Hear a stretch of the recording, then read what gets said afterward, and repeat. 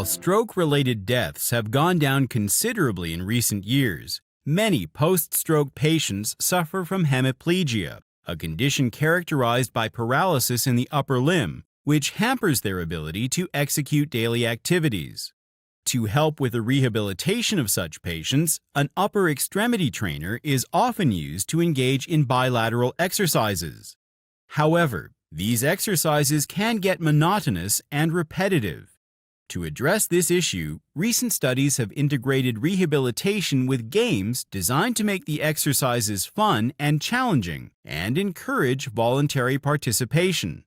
In a new study, researchers from Korea Polytechnic University developed a smart upper limb rehabilitation training system comprising a novel balance handle to serve as an upper extremity trainer and connected this system to a serious game to add in bilateral movements.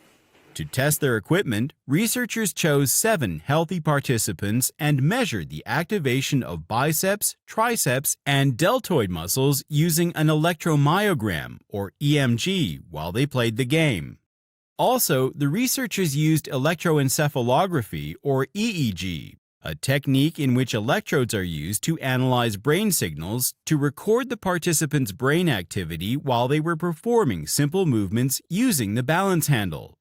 The findings showed that biceps and triceps showed activation during up-down exercise, while deltoid muscles responded to the left-right exercise.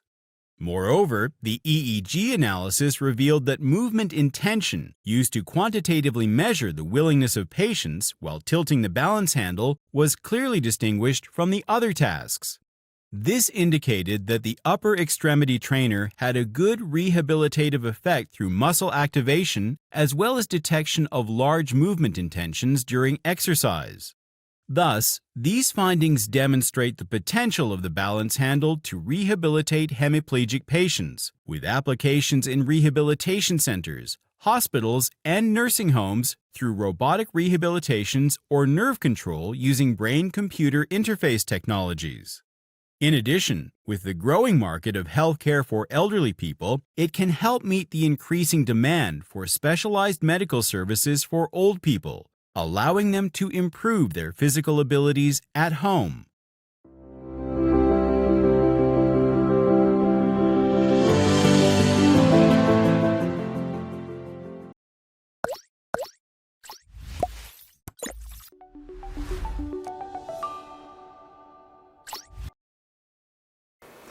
네, 안녕하세요. 저는 숙련여자대학교 박조은 교수님 연구실의 연구원 고재영이라고 합니다.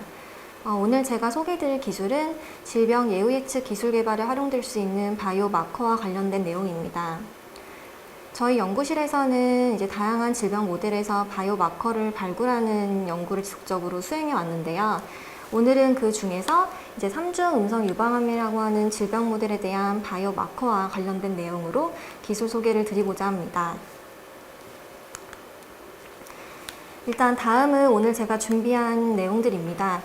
일단 연구실 소개 파트에서 제가 앞서 말씀드린 3중 음성 유방암이라고 하는 질병 모델이 이제 어떠한 질병인지에 대해서 간략히 말씀을 드리고, 저희가 그동안 이러한 질병 모델을 대상으로 해서 바이오마커를 발굴하는 과정에서 이제 어떠한 컨셉으로 어떠한 스트래티지로 이제 연구를 진행했는지 기술 개요에서 말씀을 드리고자 합니다.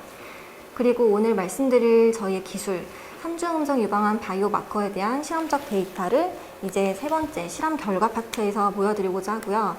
그 다음에 이러한 저의 기술이 어떠한 분야에 적용 가능한지, 그리고 적용 가능한 그 분야의 시장 규모는 현재 어느 정도로 형성되어 있는지에 대해서 간략히 내용을 준비해 보았습니다. 일단 저희 연구실에서는 3중 음성 유방암이라고 하는 질병 모델에 대한 바이오마커 발굴 연구를 지속적으로 수행해 왔는데요. 일단 일반적으로 유방암이라고 하면 이제 최근에 변화된 서구화된 식습관이라든지 그런 변화된 생활 습관 때문에 최근 국내 여성암 중 발병률 1위로 이제 유방암이 랭크되어 있을 정도로 최근에 발병률이 굉장히 증가된 질병 중 하나입니다. 유방암 환자 같은 경우는 보시는 것처럼 이제 몇 가지 서브타입으로 저희가 나눠질 수가 있는데요. 이 서브타입을 나누는 기준은 몇 가지의 지표로서 저희가 판단할 수 있습니다. 지금 보시는 것처럼 에스트로겐 리셉터나 프로게스테론 리셉터와 같은 호르몬 리셉터가 있는지에 대한 유무, 그리고 헐투 리셉터를 얼마나 발현하고 있는지에 대한 유무로 다음과 같은 이제 서브타입으로 저희가 나누어서 구분할 수가 있는데요. 이 세 가지 지표를 모두 발현하고 있지 않은, 즉 이 세 가지 지표가 모두 네거티브한 그런 유방암 같은 경우는 저희가 삼중 음성 유방암이라고 해서 TNBC라고 부르고 있습니다. 이런 TNBC는 지금 여기 그림에서 보시는 것처럼 각각 서브타입에 대한 퍼센티지를 봤을 때 이 퍼센티지가 의미하는 것은 지금 유방암 환자군에 대한 전체 유방암 환자군에서 각각의 서브타입이 얼마만큼 환자들이 규모가 형성되어 있는지를 보여주는 그런 수치인데요. 지금 이 그림에서 보시면 아시겠지만 이 TNBC 환자 같은 경우는 다른 서브타입에 비해 그 유방암 환자의 수가, 그 규모가 비교적 좀 적은 축에 속하는 것으로 이제 통계 처리가 되고 있습니다. 하지만 이제 TNBC, 삼중음성 유방암 환자들이 이렇게 환자 수가 적다고 하더라도 이 TNBC 환자들이 갖는 그 임상학적 의미가 굉장히 중요하다라고 저희가 판단하고 있는데요. 이 TNBC를 제외한 다른 서브타입 같은 경우는 비교적 좀 치료 효과를 보일 수 있는 각각의 표적 치료제가 개발되어 있는 상태입니다. 하지만 이 TNBC 환자 같은 경우는 다른 서브타입에서 사용되는 치료제가 전혀 이제 워킹하지 않고 전혀 치료 효과를 볼 수가 없기 때문에 이 TNBC 환자에 대해서는 치료가 굉장히 어려운 부분이 이 분야의 한계점이라고 할 수 있습니다. 그래서 이러한 여러 가지 이유 때문에 이제 TNBC라고 하는 환자군에서는 다른 서브타입에 비해 환자의 생존율이 굉장히 낮고, 그리고 이제 TNBC 환자들이 뭐 치료가 되었다고 하더라도 빠르면 6개월에서 이제 1, 2년 이내에 재발될 확률이 굉장히 높은 그런 유방암 질병군이기 때문에 이 TNBC 환자군 같은 경우는 상대적으로 굉장히 예후가 좋지 않은 그러한 특징을 가지고 있습니다. 따라서 이러한 한계점을 극복하기 위해 가장 중요한 것은 TNBC 특이적인 표적 치료제나 예후를 예측할 수 있는 그런 마커를 발굴하는 것이 굉장히 중요한데요. 저희는 이러한 한계점을 극복하고자 이 삼중 음성 유방암이라고 하는 질병 모델의 치료, 그리고 예후 예측 방법, 예후 예측법을 개발할 수 있는 그런 예측법 개발에 활용될 수 있는 그런 바이오 마커를 발굴하는 연구를 지속적으로 수행하고 있습니다. 그렇다면 이제 저희가 삼중 음성 유방암 질병 모델에 대한 바이오마커 발굴을 위해 이제 어떠한 컨셉으로 연구를 진행해 왔는지에 대해서 말씀드리고자 합니다. 지금 그림에서 보이시는 것처럼 저희는 실제 삼중 음성 유방암 환자를 포함한 다양한 서브타입의 유방암 환자 샘플을 보유하고 있고, 이 유방암 샘플을 기반으로 해서 다양한 시퀀싱 데이터를 생산하고 있습니다.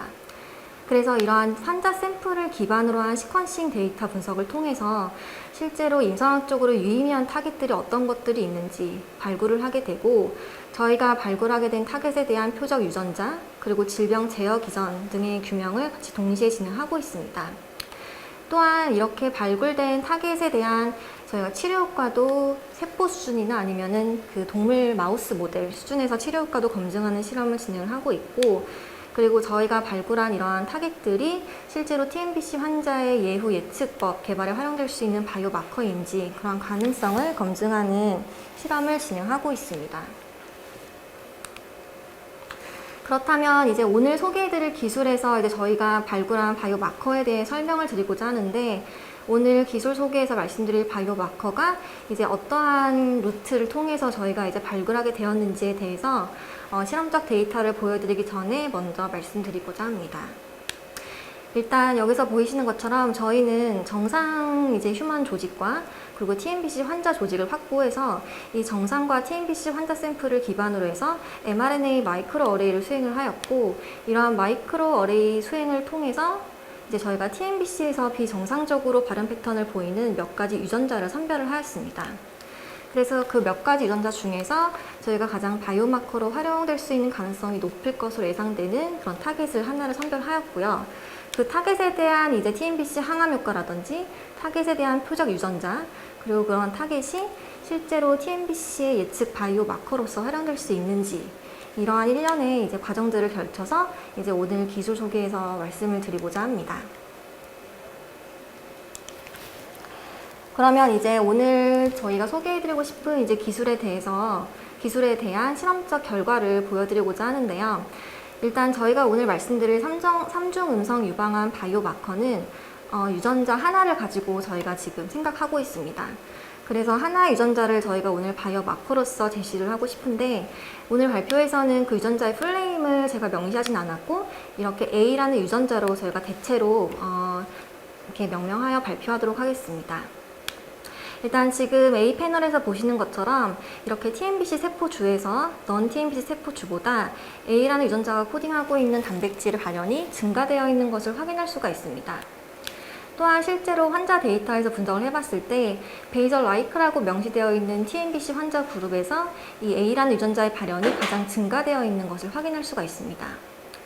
또한 패널 C에서 저희가 굉장히 의미가 있다고 생각한 부분은 실제로 TMBC 환자군에서, 특히 전이가 일어난 TMBC 환자군에서 이 A라는 유전자의 발현이 증가될수록 그렇지 않은 환자군보다 생존율이 굉장히 감소되는, 생존율의 저하가 관찰되는 그러한 경향성을 저희가 확인할 수 있었습니다. 그러면 이렇게 TMBC 환자에서 증가되어 있는 A라는 유전자의 발현을 다시 원래대로 회복시켜 주었을 때, 저희가 다시 억제시켜 주었을 때 그 TMBC에서 보여지는 그런 암 특이적인 몇 가지 현상들이 좀 변화하는지 혹은 치료 효과가 있는지, 그런 부분을 이제 저희가 세포 수준에서 검증해 보았는데요. 일단 저희가 A라는 유전자의 발현을 이 TMBC 세포주에서 발현을 감소시켜 주었을 때 보시는 것처럼 컨트롤에 비해 세포 증식이 모두 감소하고, 그리고 마이그레이션과 같은 이동 능력도 컨트롤에 비해 감소되고, 그리고 인베이전과 같은 침윤 능력도 감소하는 것을 확인할 수 있었습니다. 또한 이러한 능력뿐만 아니라 이 TMBC 세포의 군집 형성 능력도 컨트롤에 비해 이 유전자 발현을 감소시켜 주었을 때 모두 굉장히 유의미한 수치로 감소하는 것을 확인할 수 있었습니다. 그래서 이를 통해서 저희는 TMBC 모델에서 증가되어 있는 A라는 유전자의 발현이 뭔가 환자의 예후나 환자의 그런 추후의 프로그레스를 진단을 할 때 굉장히 유용한 바이오마커로서 가능성을 지금 제시를 할 수 있었고, 이렇게 증가되어 있는 A 유전자 발현을 감소시켜 주었을 때 TMBC 세포주에서 이렇게 다양한 측면의 항암 효과가 나타나는 그러한 결과를 얻을 수 있었습니다. 그리고 저희는 추가로 여기에서 이제 A라는 유전자가 발현이 감소되었을 때 항암 효과가 나타났는데, 실제로 A라는 유전자 발현을 감소시켰을 때 보시면 B라고 하는 암 전이 유전자로 굉장히 잘 알려져 있는 B 유전자의 단백질 발현이 굉장히 감소되는 것을 확인할 수가 있었습니다. 즉 이를 통해서 TMBC 모델에서 증가되어 있는 유전자 A가 암 전이 유전자로 잘 알려져 있는 B의 레벨을 직접적으로 조절함으로써 이런 TMBC의 프로그레스나 예후나 그런 측면에서 좀 환자의 생존율을 안 좋게 만드는 방향으로 유전자의 기능이 이루어지는 것이 아닐까라고 생각하고 있습니다. 그리고 이제 마지막으로 준비한 결과는 다음과 같은데요. 그렇다면 저희가 발굴한 유전자 A와 그리고 유전자 A의 표적 인자인 B의 발현이 3중 음성 유방암 환자의 예후 예측과 직접적으로 연관성이 있는지를 이제 환자 생존율 변화를 분석함으로써 저희가 다음과 같은 데이터를 제시하였습니다. 일단 메타브릭과 TCJ라는 두 가지 데이터베이스를 통해서 유전자 A와 B 발현이 동시에 증가되어 있는 TMBC 환자군에서 환자의 생존율이 어떻게 어떻게 변화하는지를 확인해 보았는데요. 그 결과 이렇게 지금 빨간색 라인으로 표시되어 있는 게 A, B 유전자 발현이 모두 증가되어 있는 환자 그룹인데, A, B 유전자가 모두 증가되어 있는 환자 그룹에서 환자의 생존율이 지금 보시는 것처럼 통계적으로 유의미한 수치로 감소하는 것을 확인할 수가 있었습니다. 그래서 이러한 데이터를 통해서 저희가 발굴한 유전자 A 그리고 유전자 A의 표적 인자인 B, 이 두 가지 유전자의 발현 자체가 TMBC 환자의 생존율을 결정하는 데 중요한 마커로서 활용될 수 있다라고 생각하고 있습니다. 그래서 저희의 이러한 결과를 이제 다시 한번 정리를 해보았는데요. 일단 저희가 오늘 소개해드린 기술은 서머리를 하자면 다음과 같습니다. 림프절 전이가 일어난 이제 3중 음성 유방암 환자군에서 A 유전자가 발현이 증가되어 있을 때 그 환자의 생존율이 감소함을 확인을 함으로써 저희가 발굴한 A 유전자가 TMBC 환자의 전이 예측 바이오 마커로서 충분히 활용 가능성이 있다라고 현재 생각을 하고 있고요. 그리고 이러한 증가되어 있는 A라는 유전자의 발현을 감소시켰을 때 TMBC의 항암 효과가 이제 세포 수준에서 검증됨으로써 TMBC를 조절하는 약물 개발을 했을 시 삼중음성 유방암의 치료법 개발에 활용될 수 있지 않을까, 그런 컨셉으로도 이해를 하고 있습니다. 또한 저희가 발굴한 유전자 A와 그리고 A의 표적 인자인 B, 이 두 가지 유전자의 발현이 모든 높은 환자군에서 생존율이 감소함을 확인했기 때문에 이 두 가지가 TNBC 환자의 전이 예측 바이오 마커로서 충분히 활용 가능성이 있을 것이다 라고 생각하고 있습니다. 그래서 저희가 이렇게 오늘 소개해드릴 기술이 이제 어떤 분야에 적용될 수 있는지를 생각해 보았을 때, 이제 TNBC 환자의 예후 예측법을 개발하는 어떤 툴에 저희의 그 선별한 유전자가 바이오 마커로서 활용될 수 있을 거라고 생각이 들고요. 그리고 그러한 타겟 유전자를 조절하는 약물이나 치료법이 개발이 된다면 TNBC 환자의 생존율을 높이는 치료제 개발에 활용될 수 있을 것으로 지금 생각하고 있습니다. 그렇다면 실제로 삼중 음성 유방암의 시장성은 어느 정도 규모로 형성되어 있는지 이제 저희가 참고 문헌 자료를 가지고 이제 오늘 보여드리고자 하는데, TNBC 같은 경우 이제 2018년에 275만 달러의 정도의 시장 규모가 형성이 되어 있었는데, 지금 예측하는 바로는 2027년에는 이제 16억 달러까지, 하나로 생각하면 약 1조 9천억 원에 해당되는 그런 규모까지 성장할 것으로 예상이 됩니다. 또한 미국이나 일본, 유럽 등 5대 주요 시장에서도 이 삼중 음성 유방암의 시장은 연평균 약 26%로 꾸준히 성장할 것으로 예측되고 있기 때문에 저희의 기술이 향후에도 앞으로도 굉장히 이 TNBC 시장성을 비춰봤을 때 활용 가능성이 높지 않을까라고 생각하고 있습니다. 그래서 오늘 소개해드릴 저희 삼중음성 유방암 바이오마커 발굴 기술은 저희가 다양한 측면에서 긍정적인 기대 효과를 줄 수 있지 않을까라고 생각하는데요. 우선 기술적 측면에서는 저희가 발굴한 이러한 바이오마커가 그 삼중음성 유방암 환자의 그런 예후 예측법이나 치료제 개발에 활용될 수 있을 거라고 생각이 들고, 만약에 저희의 바이오마커를 타겟팅하는 이러한 툴들이 이제 개발이 된다면 기존의 삼중음성 유방암 환자들이 겪었던 그런 신체적 고통이라든지, 그리고 과도한 의료비 지출을 통해서 이제 환자들이 겪었던 그런 심리적 부담감, 그런 것들을 좀 완화하는 데 도움이 되지 않을까라고 생각하고 있습니다. 네, 그래서 오늘 준비한 기술 내용은 여기까지고요. 이상으로 마치겠습니다. 감사합니다.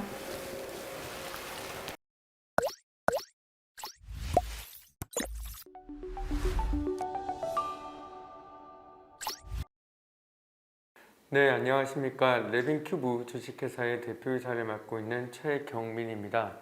저희 레빈큐브 회사의 기술과 제품 라인, 그리고 앞으로의 계획들에 대해서 말씀드릴 수 있도록 하겠습니다. 네, 제가 말씀드릴 순서는 저희 레빈큐브에 대해서 소개를 먼저 해드리고, 그 다음으로는 레빈큐브의 핵심 기술, 그리고 이러한 핵심 기술을 이용해서 어떻게 사업을 해나갈 것인지에 관한 사업 분야 및 제품 로드맵, 그리고 마지막에는 자금 현황 및 계획에 대해서 말씀드리도록 하겠습니다. 네, 레빈큐브의 회사를 소개하기에 앞서서 저 대표에 대해서 먼저 소개를 시켜드리도록 하겠습니다. 네, 저는 그 2012년에 카이스트 신소재공학과에서 박사학위를 하고 현재는 숙명여자대학교 화공생명공학부의 교수로 있으면서 겸직 허가를 받아서 레빈큐브 주식회사를 창업하게 되었습니다. 네, 저는 소재 쪽을 전공을 하면서 다양한 학술 실적과 그리고 많은 지식재산권 창출 실적, 그리고 기업체와 협업하는 걸 좋아해서 그렇게 하면서 총 3건의 기술 이전료가 3억 6천만 원 정도의 기술 사업화 실적을 하면서 제가 연구하고 있는 이런 재료들이 외부에 나가서 실제로 산업에서 사용될 수 있는 것구나 하는 것들을 확인을 하고 창업에 나서게 되었으며, 이렇게 창업을 준비하는 과정에서 벤처캐피탈리스트, 기술거래사, 가치평가사 같은 과정을 거치면서 창업을 착실히 준비해 왔었습니다. 네, 그리고 레빈큐브 주식회사의 조직, 인력, 연용에 대해서 소개시켜 드리겠습니다. 저희는 저 최경민이 CEO이자 CTO로 있고 두 분의 등기이사님과 두 분의 이사님들이 계십니다. 그리고 조직으로는 기업부설연구소와 그리고 경영관리팀, 그리고 기술을 좀 더 낮게 보이게 하기 위한 테크 디자인 팀으로 구성되어 있습니다. 연역에 대해서 간단히 말씀을 드리면, 저희는 2021년 3월 3일 날 창업을 했으며 저희의 본사는 충북 청주시 강서특구안에 두고 있고 저희 지점이자 연구소는 서울시 영등포구에 있습니다. 저희의 주요 기술은 분자 사이 간격을 조절을 통해서 타겟 물질을 선택적 흡수, 보호, 방출하는 기술입니다. 그리고 저희는 벤처기업, 연구소 기업 부설 연구소의 인증을 받아 있습니다. 네, 다음은 저희 연구소, 기업 부설 연구소에 대해서 말씀드리겠습니다. 기업 부설 연구소에는 이런 기술개발팀으로 해서 3명의 연구원들과 이 기술개발팀을 지원하는 연구지원팀의 2명의 직원들이 있습니다. 그리고 그 외에는 테크 디자인팀과 그리고 저희가 바이오에 관해서 연구할 때 그러한 효능을 평가하기 위한 협력기관이 분당 서울대병원에 있습니다. 그리고 저희는 최근에 저희 영등포의 지점을 개설하면서 이 지점에 의료기기 4등급을 생산할 수 있는 D그레이드의 청정시설을 확보한 바 있습니다. 그래서 이러한 청정시설을 통해서 의료기기를 직접 연구하고 바로 소규모로 생산해서 초기에 대응할 수 있도록 GMP 시설과 분석실, 사무실, 회의실 등을 가지고 있습니다. 네, 저희 기업의 특허 현황입니다. 저희는 저희 사업의 이런 원천 기술이 되는 금속유기 구조체 복합 입차 그리고 이를 포함하는 서방형 조성물에 관한 특허와 그리고 나머지 바이오에 적용할 수 있는 것들 그리고 기체에 적용할 수 있는 것들에 관한 기초 특허를 가지고 이 특허들을 숙명여대로부터 이전을 받아서 저희의 사업을 시작하게 되었습니다. 그리고 이 중에 원천 특허가 되는 것들은 아직 청구항을 계속 수정하면서 특허 권리를 세부 설계 중에 있습니다. 네, 그러면 저희 레빈큐브 주식회사의 핵심 기술에 대해서 말씀드리겠습니다. 저희의 핵심 기술을 한마디로 정의를 하면 저희는 분자 사이의 간격을 조절해서 저희가 원하는 타겟 물질을 선택적으로 흡수하고 보호하고 또 원할 때 원하는 만큼 방출하는 기술입니다. 기존의 물질들은 다 분자로 이루어져 있지만 분자와 분자가 딱딱 붙어 있기 때문에 분자 사이의 공간이 부재합니다. 그래서 저희가 가지고 있는 기술은 이런 분자 사이의 공간, 간격을 좁게 그리고 점점 더 넓게 조절을 해 나감으로써 이렇게 분자 간격을 좁게 조절했을 때는 기체들이 선택적으로 들어가고 나올 수 있게 하고 또 분자 간격을 좀 더 늘려서 나노 간격으로 늘리고 나면 약이나 혹은 단백질 같은 것들이 들어가서 흡수되고 방출될 수 있게 할 수 있으며 조금 더 분자 간격을 더 크게 조절해서 DNA나 바이러스 그리고 세포 같은 것들이 보호되고 방출되고 저장될 수 있도록 하는 기술을 가지고 있습니다. 이러한 기술을 실현해줄 저희의 핵심 소재는 아래에 있는 2가지 소재입니다.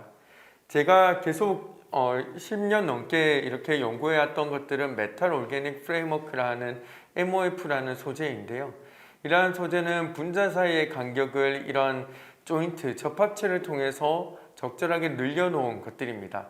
하지만 제가 연구하고 있는 이 메탈 오르게닉 프레임워크 MOF라는 물질은 조절할 수 있는 분자 사이의 간격이 옹스트롱에서 수 나노까지밖에 안 되고 또 생산하는 과정에서 시간이 많이 들고 단가가 많이 들기 때문에 이러한 점들을 극복할 수 있는 소재를 새롭게 개발해서 인큐브라는 소재로 명명하였습니다.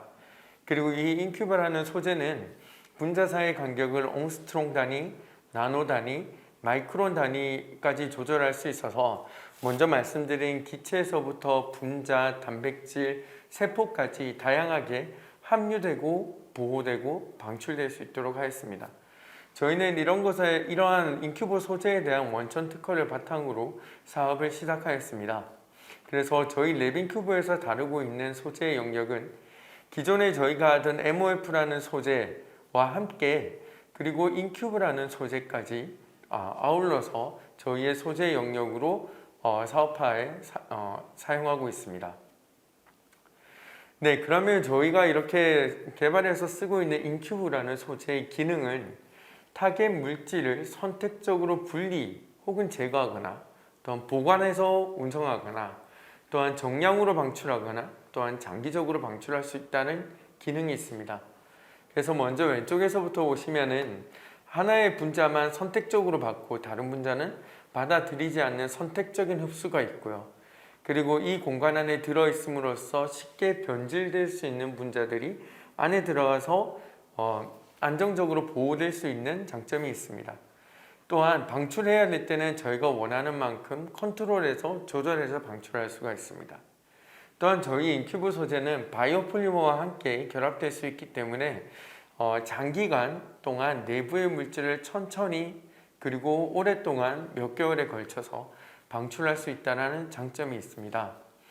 또한 이런 인큐브라는 소재를 사용해서 기존의 물질이 다 함유하는 이런 타겟 물질보다 20배 이상 더 많은 물질들을 함유할 수 있기 때문에 많은 물질을 함유하고 오랫동안 방출할 수 있는 이런 담지 플랫폼 소재라고 보시면 됩니다.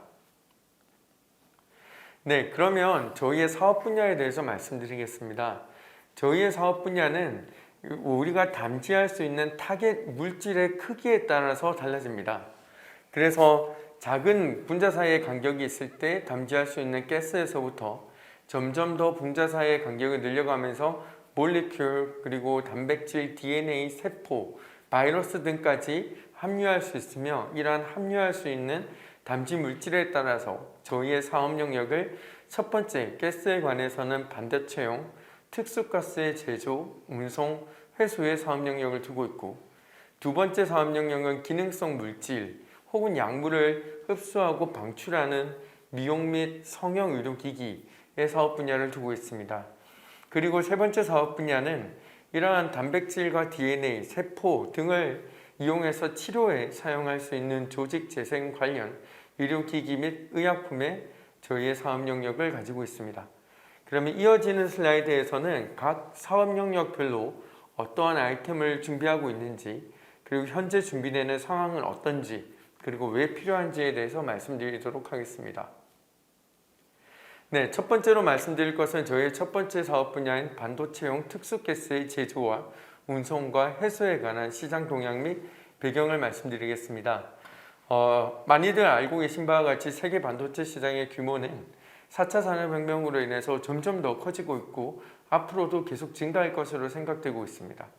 이렇게 반도체를 잘 만들기 위해서는 반도체를 만드는 공정에서 사용하는 특수가스가 꼭 필요합니다. 그래서 이런 특수가스의 수요가 계속 증가하고 있고 시장도 계속 증가하고 있고 이런 특수가스 시장에서의 문제는 수요는 증가하고 있지만 공급은 한정적이라서 빨리 많이 만들어낼 수 있는 기술이 꼭 필요하다는 것입니다. 그래서 저희는 저희의 이런 기체 단위의 분자 사이 거리 조절 기술을 이용해서 다음과 같은 로드맵을 가지고 있습니다.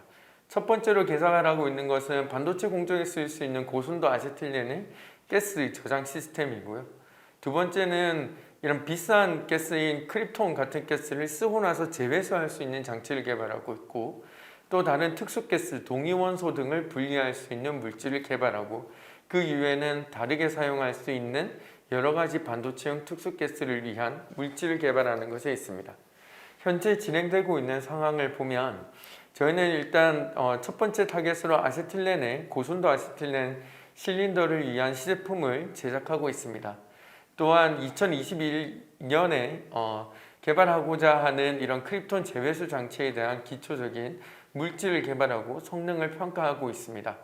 그래서 아세틸렌과 이런 크립톤 재회수 장치는 올해 말이나 아니면 내년까지 시제품을 만들고 안전성을 검증해서 제품을 낼 수 있을 것이라고 예상하고 있습니다. 네, 두 번째 사업 분야는 기능성 물질이나 약물을 방출하는 미용 및 성형 의료 기기입니다. 이러한 시장에 대해서 시장 동향 및 배경을 보시면은 예전에는 그냥 화장품을 썼다면은 요즘은 이런 화장품이 좀 더 적극적인 효과를 나타낼 수 있는 시술 그리고 의료기기가 화장품 시장으로 많이 들어오고 있고 이에 대한 수요가 굉장히 증가하고 있습니다. 그래서 글로벌하게도 이런 피부 미용 의료기기의 시장 전망은 지속적으로 올라가고 있고 미용 치료에 관한 시장 전망도 올라가고 있습니다. 이러한 미용 치료용 의료기기 혹은 성형용 의료기기에서 꼭 필요한 기술은 이런 기능성을 가지고 있는 다양한 기능성을 가지고 있는 물질을 어떻게 보호할 것인가 합니다. 왜냐하면 제조 공정, 유통 공정 그리고 적용하는 과정에서 기능성이 높은 물질들은 변질이 쉽게 됩니다. 그래서 이렇게 변질되기 쉬운 물질들을 변질이 되지 않게 안정성을 증가시키면서 유통 과정에서도 오랫동안 유통이 될 수 있게 만들어주고 또 피부나 이런 그 부위에 도입이 되고 나서도 지속적으로 효과가 발행할 수 있게 해주는 기술이 꼭 필요한 기술입니다. 그래서 저희가 계획하고 있는 것은 이런 첫 번째는 올해 계속 진행하고 있는 것들은 항산화 물질을 방출할 수 있는 필러를 개발하고 있고요. 그 다음에는 또 다양한 피부에 좋은 약이나 물질들을 보호하고 전달할 수 있는 그렇게 해서 최종적으로는 스킨 부스터나 마이크로니들 등을 개발하고자 하고 있습니다. 또한 약물 방출형 리프팅 실도 장기적으로는 계획하고 있습니다. 그래서 올해 진행하고 있는 이런 항산화 물질 방출형 필러를 보시면 이미 저희의 파트너 기업과 함께 이런 항산화 성능을 가지는 필러 시제품을 저희 물질을 도입해서 만들었고요. 그래서 공동 개발을 시작해서 1차, 2차, 3차 시제품을 만들어서 효능을 입증한 바 있습니다. 이 효능은 멸균 과정에서 저희가 썼던 항산화 물질이 변형이 되지 않게 지켜줄 수 있다는 것들을 이미 확인을 했고요. 그래서 그런 결과들을 바탕으로 저희 재료 자체에 대한 항산화 효능, 미백, 세포 독성 시험을 검사하고 있고 또 저희 재료를 미국 화장품 원료집에 등재를 이미 신청해서 프로세스를 밟고 있습니다. 또한 최종 프로덕트인 저희 물질을 가지는 이런 필러 시제품에 대해서는 생물학적 안정성을 검증하기 위한 다양한 비임상 평가들이 진행되고 있고 또한 3차 시제품 필러를 또 제작을 많이 해서 이번에는 유통기한이 어느 정도가 되고 이러한 그 효능의 변질은 없는지에 대한 안정성 검사도 외부 기관에 의뢰해서 진행을 하고 있기 때문에 이런 비임상 검사들이 완료되고 나면 수출 허락을 받고 제품을 출시할 수 있을 것으로 예상하고 있습니다. 네, 그리고 저희의 세 번째 사업 분야는 조직 재생 관련 의료기기 및 의약품입니다. 요즘은 줄기세포 치료나 혹은 유전자 치료, DNA를 활용한 치료들이 많은 연구가 되고 있고 그리고 시장에서의 수요도 크게 증가하고 있는 상황입니다. 그리고 전 세계적으로도 이런 재생의료에 대한 투자금이 지속적으로 늘어나고 있고 이러한 새로운 조직재생 관련 의료기기나 의료요법 그리고 물질들이 계속 증가하고 있습니다. 이러한 물질들을 직접적으로 사용하는 데 있어서 바틀렉이 되는 기술은 전달체 기술입니다. 이번에 코로나 백신에서부터도 알 수 있듯이 이런 RNA나 치료체들을 어떻게 잘 전달할 것인가 이런 것들이 이러한 기술을 잘 쓸 수 있는 것에 핵심 키가 되는 기술입니다. 그래서 저희는 이러한 그 재생 관련 의료기기나 의약품에서의 쓸 수 있는 약물 전달체 기술을 개발하려고 하고 있습니다. 저희의 로드맵을 보시면 저희는 지금 당장은 단백질 그리고 신호 전달 물질들을 저장하고 제거해 줄 수 있는 혹은 그러한 농도를 조절해 줄 수 있는 기초 연구를 이미 완료를 하였고요. 그래서 분당서울대병원과 함께 저희의 인큐브 물질을 썼을 때 신호 전달 물질이 제거가 될 수 있고 그럼으로써 상처나 창상 치료가 좀 더 빨리 될 수 있다. 그리고 이런 상처가 만성 상상으로 이어지는 것을 억제할 수 있다는 효과를 증명했습니다. 그래서 이러한 효과를 바탕으로 지금은 시제품을 개발하고 있고 이 시제품을 빨리 의료기기로서 출시하려고 준비하고 있습니다. 또한 이러한 기술들을 좀 더 발전시켜 가면서 RNA, DNA를 활용할 수 있는 연구를 하고 또 제품을 개발하려고 하고 있고요. 이러한 것에 대한 기초 연구는 일단 그 DNA의 조직 재생 기술 물질인 PDRN을 바탕으로 해서 PDRN을 어떻게 천천히 방출해서 조직 재생과 상처 치료에 효과를 줄 수 있을 것인가 하는 것들에 대한 연구를 진행하고 있는 중에 있습니다.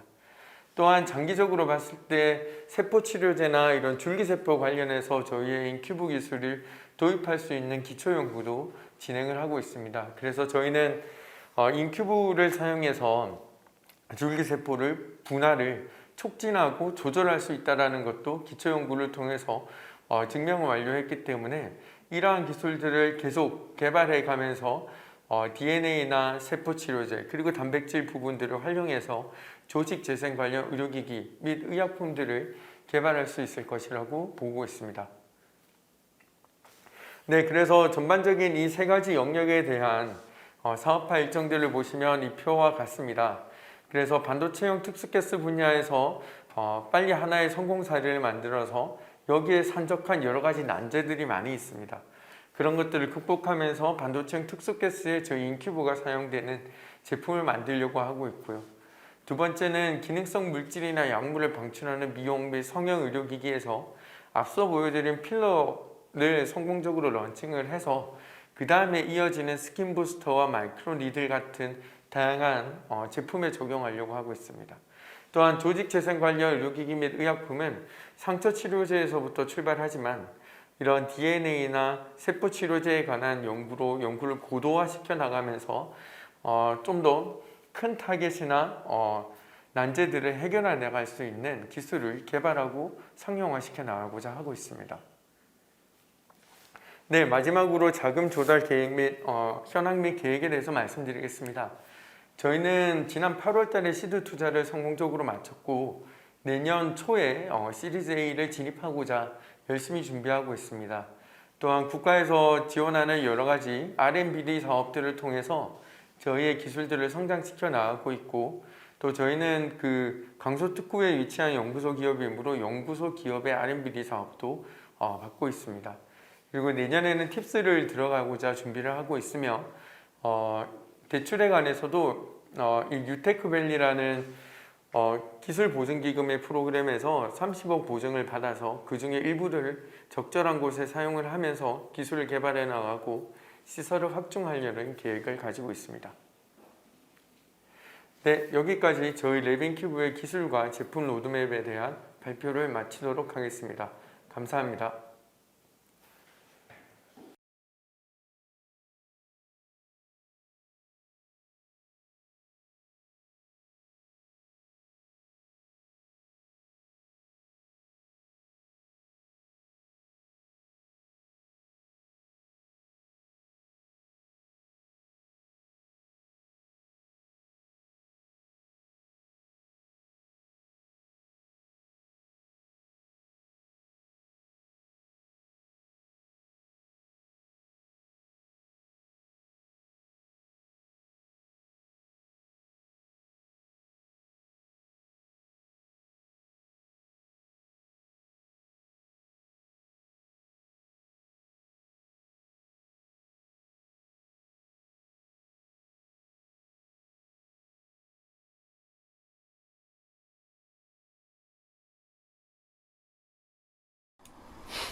안녕하십니까. 저는 부산대학교 한의학전문대학원 양규현 교수입니다. 오늘 말씀드릴 것은 과도한 통증을 일으키지 않는 안전한 감압 속도 부항 조절 장치가 되겠습니다.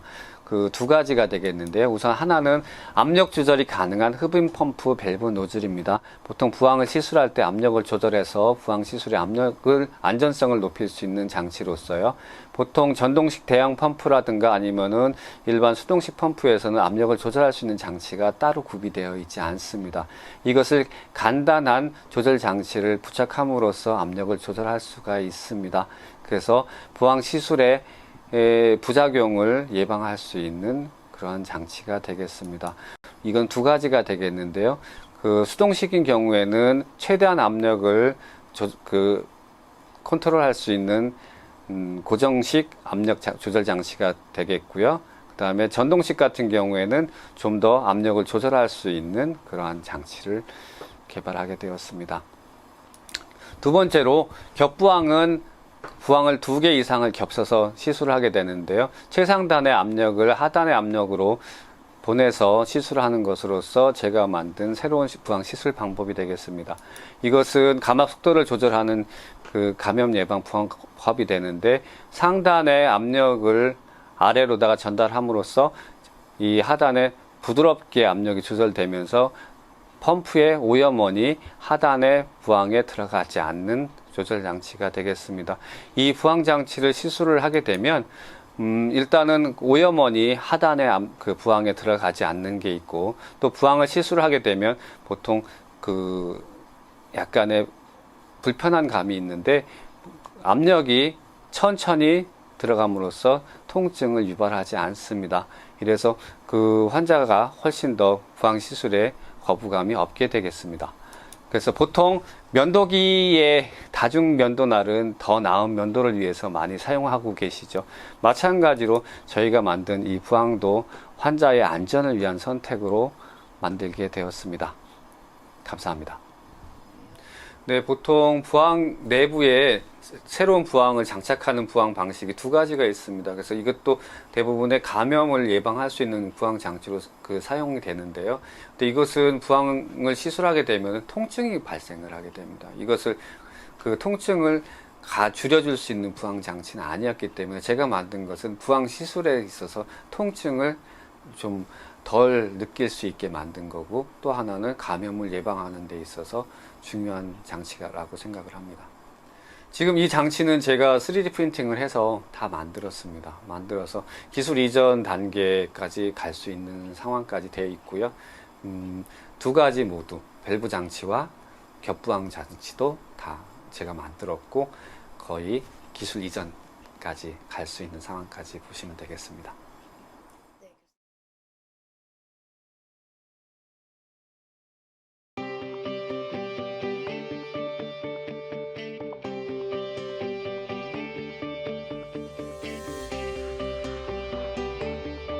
안녕하세요.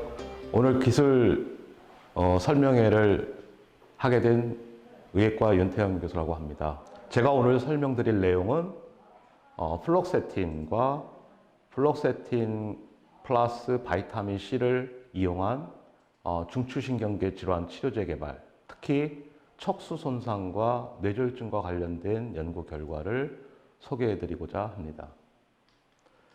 먼저 소개 순서는 간단하게 저를 소개해드리고, 본 기술의 개요와 그다음에 특허 및 논문, 그리고 기술 배경 기술과 기술 내용에 대해서 이러한 순서로 말씀드리고자 합니다.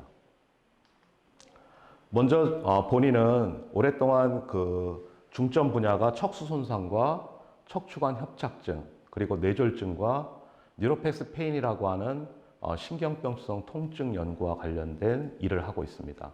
그리고 현재는 의과대학 그 생화학 분자 생물학 교실에서 근무하고 있습니다. 핵심적으로 오늘 소개해드릴 내용을 간략하게 먼저 설명을 드리고 나서 배경 기술에 대해서 설명을 드리고자 합니다. 먼저 플록세틴이라고 하는, 여러분들이 잘 아시는 프로작이라고 하는 항우울제 약물로 알려진 약물입니다.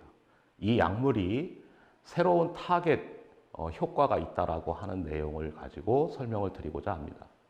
특히 제가 오늘 말씀드리고자 하는 내용은 새로운 타겟으로서 뇌신경계 질환에서 가장 중요한 원인이 되고 있는 블러드 브레인 베리어, 즉 뇌혈관 장벽이 파괴가 됨으로써 뇌질환이 발생할 수 있고, 특히 그것이 뇌졸중이나 척수 손상에 굉장히 중요한 역할을 한다.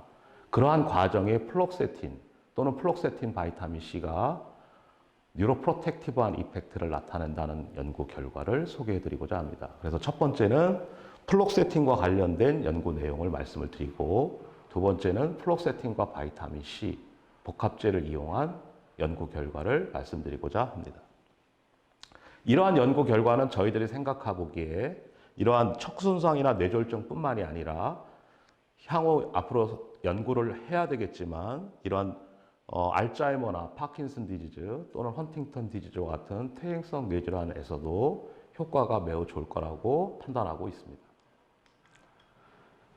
이러한 기술을 통해서 저희들이 현재까지 발표한 특허는 플록세틴과 관련해서 국내 특허는 물론 유럽 특허와 미국 특허를 등록을 했고요. 또 바이타민 C 플록세틴 복합제를 이용해서도 마찬가지로 국내 특허 등록과 유럽, 미국 특허 등록을 마친 상태에 있습니다. 그리고 현재까지 이와 관련된 연구 결과로서 4편의 논문을 발표를 하였습니다. 그래서 충분하게 그 기술이 검증되었다고 판단하고 있습니다. 자, 이제 배경 기술에 대해서 말씀을 드리고자 합니다.